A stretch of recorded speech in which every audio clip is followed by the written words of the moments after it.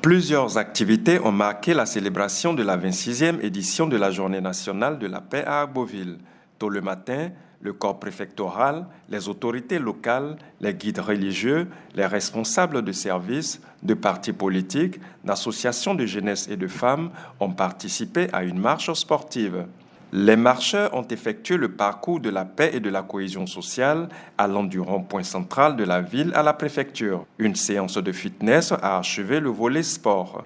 Le sport est facteur de fraternité, de cohésion sociale et de paix. On ne peut pas célébrer quand même cette journée-là à Agboville sans au moins une marche sportive et le fitness qui rassemble vraiment toutes les populations, tous les services, toutes les autorités.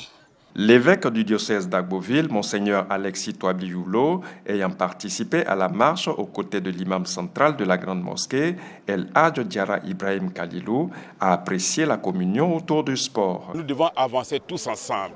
Alors, le fait d'avoir marché ensemble jusqu'ici, pour moi, c'est le symbole de la Côte d'Ivoire en marche, avec tous ces enfants rassemblés. Parce que la Côte d'Ivoire a pour vocation, justement, d'être la terre de l'espérance, le modèle de l'espérance promise à l'humanité. Et pour y arriver, il faut qu'on soit ensemble. Le préfet du département Siendou Koulibaly a initié en marge de la célébration un planting d'arbres le long de la voie triomphale de la préfecture au village Erimakougué 1. Aujourd'hui, nous avons planté 583 plants en une journée. Vous voyez déjà, c'est vrai pour Agboville, on pouvait tout faire. Mais on ne veut pas... Chacun doit comprendre qu'il doit planter son arbre.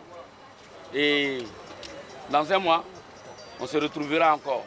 Mais ce qui est en train de se faire pour le boulevard principal va se faire pour toutes les rues d'Agboville. Je pense que ce match à lui seul matérialise ce que c'est que la journée de la paix.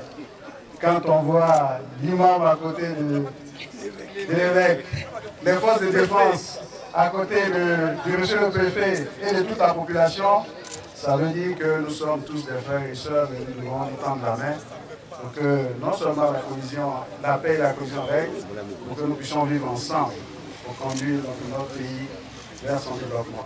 Un match de gala a opposé l'équipe composée des guides religieux, du corps préfectoral, des directeurs et chefs de service à celle des forces de défense et de sécurité.